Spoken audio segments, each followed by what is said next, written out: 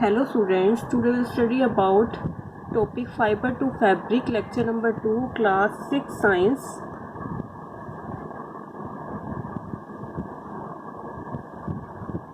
हमने last lecture में हमने फाइबर्स के बारे में पढ़ा था। तो हमने ये क्या पढ़ा था कि अगर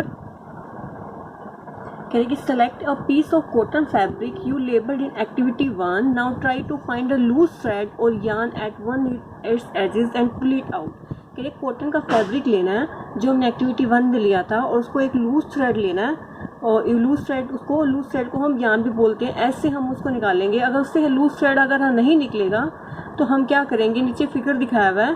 तो अगर हमें लूज थ्रेड अगर कॉटन क्लॉथ से नहीं मिल रहा तो इसको हम you can gently pull out with a pin और अ नीडल। पिन से और नीडल से जो है निकाल सकते हैं। We find that a fabric is made up of yarns together. What are these yarns made up of? कह रहे फैब्रिक जो है किससे मिलके बना है? Fabric is made up of yarns arrange together. What are these yarns made up of? Fabric जो है yarns से मिलके बने हैं और ये yarns किससे मिलके बने हैं? What we find that a fabric is made up of yarns to arrange together.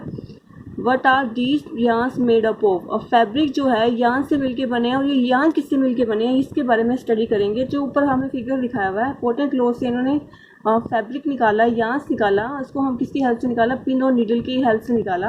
तो हमने देखा ये फैब्रिक जो है ये yarn से मिलके बने हैं और ये yarn किससे मिलके बने हैं ये आगे हम स्टडी करेंगे। Activity 3, fibre. Take out a yarn from a piece of cotton fabric. Cotton fabric से एक yarn लो। Place this piece of yarn on the table. उसको टेबल पे रखो। Now place one end of the yarn with your thumb. और जो हमारा जो yarn है, now press one end of the yarn with your thumb. और जो ये yarn है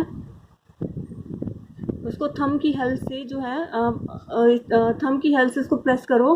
scratch the other end of the yarn along with end length with your nail as shown in figure. Do you find that at its end the yarn split up into thin strand? जो ये yarn है छोटे छोटे जो strands में convert हो जाते हैं। तो इसको कह रहे कि जो हमारा थिन स्ट्रैंड है, तो ये जो हमें फिगर में दिखाया हुआ है जो स्प्लिट हो गया है उसको splitting the yarns into thin strands.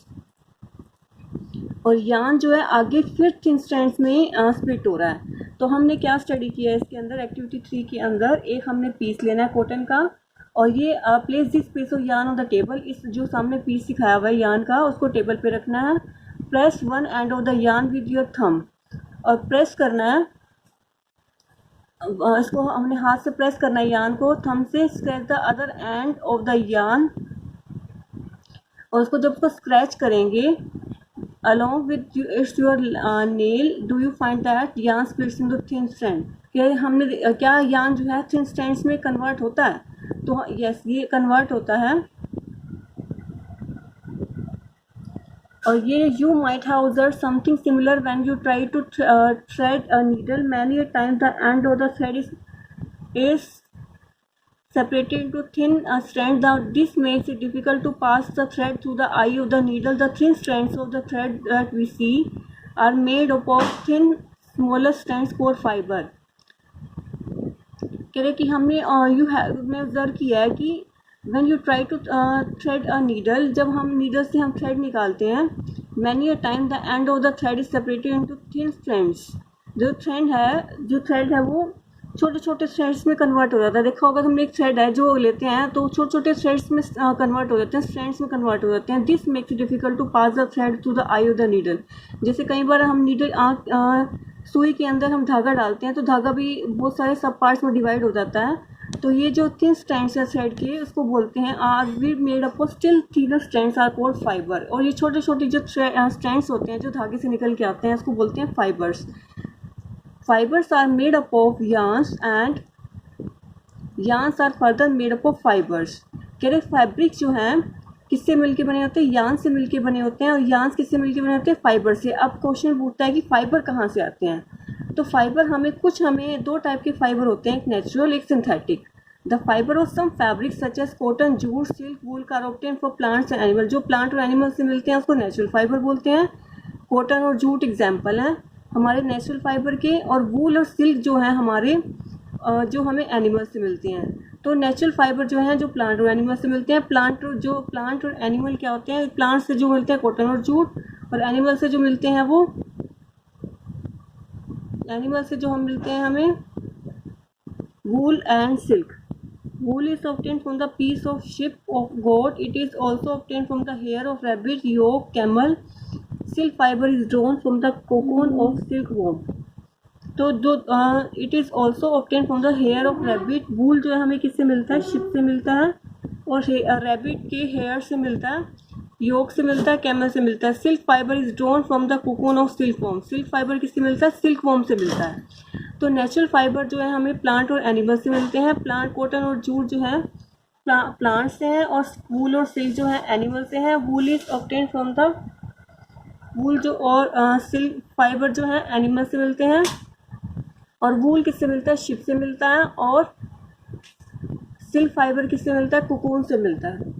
For thousands of years, natural fibers were the only available for making fabric. In the last 100 years, fibers are also made from chemical substances which are not obtained from plant or animal sources. These are called synthetic fiber.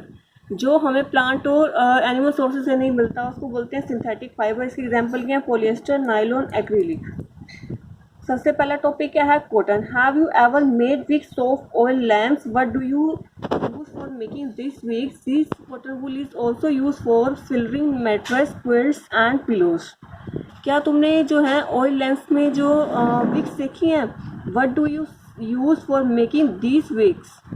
और ये Vicks किस लिए बनाने के काम आती हैं? This cotton wool is use for filling mattress, quilts and pillows. और ये किस लिए बनाने के काम आती है? पिलोज बनाने के काम आती हैं, और क्विल्ट्स बनाने के काम आती हैं। जो हमारी कॉटन है जो ऑयल लैम्प में भी यूज़ होती है, तो ये हमारी बहुत चीज़ों के लिए यूज़ होती है। Take some cotton wool, pull it apart and look at the edges. What do you observe? The small thin strand that you see are made up of cotton fibre.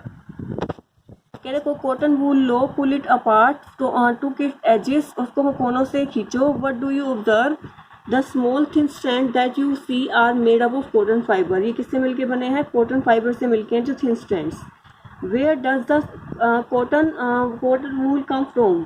ये कह रहे कि कॉटन के जो कपड़ा वूल है, कॉटन का जो ये वूल है कहाँ से आया? It is grown in the fields. कह रहे जो कॉटन है फील्ड्स में उगाई जाती है। Cotton plants are usually grown at the places having black soil. Cotton के जो प्लांट है वहाँ उगाए जाते हैं जहाँ पे ब्लैक सॉइल हो और वार्म क्लाइमेट हो। कह कि कॉटन है जो कहाँ पे उगाई जाती है? जहाँ पे ब्लैक सॉइल मिलती है और जब वार्म क्लाइमेट होता है उसके भी प्लांट होते हैं। Can you name some states of the country where cotton is grown? The fruits of the cotton plant are about the size of lemon. Cotton ball का जो साइज है उसको लेमन के साइज के इक्वल होता है।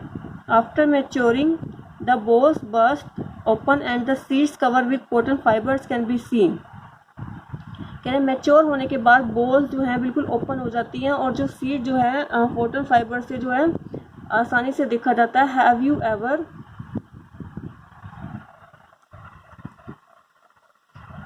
Ever seen a cotton field that is already for picking? It looks like a field covered with snow.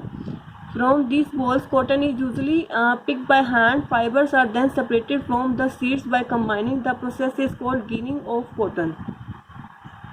कह रहे जो हमारा जो कॉटन फील्ड हमारा कॉटन जो हमें मिलता है वो हमें कहाँ से मिलता है? फील्ड से मिलता है। और ये where does the cotton wool come from? It is grown the fields of black soil. और जहाँ पे वार्म क्लाइमेट हो वहाँ पे मिलता है। और ये किसकी फॉर्म में मिलता है? कॉटन बॉल्स की फॉर्म में मिलता है। After maturing the balls burst open. जब वो मैच्योर हो जाती है कॉटन की बॉल्स तो वो बिल्कुल ओपन हो जाती हैं। And the seeds covered with cotton fibre can be seen. और जो सीड जो है जो कॉटन फाइबर से वो दिखाई देने लग जाता है। जब इस फिगर में दिखाया हुआ है जैसे सीड कॉटन बॉल्स होती हैं, जब वो बस्ट होती हैं फूटती हैं तो उसमें से जो सीड्स निकल के आते हैं। Have you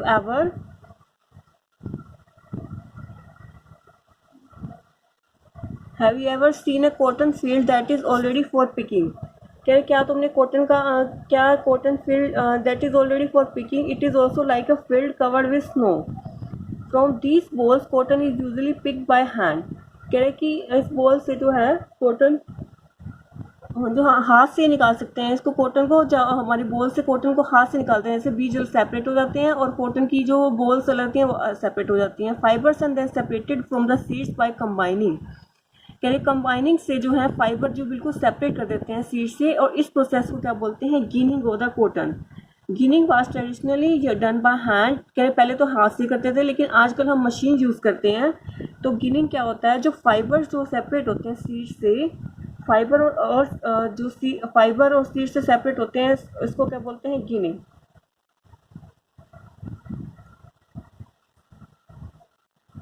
jute, jute fibre is obtained from the stem of the jute plant, कह रहे जूट फाइबर जो है किससे मिलता है, जूट प्लांट से मिलता है। It is cultivated during the rainy season, और ये रेनी सीजन में मिलता है।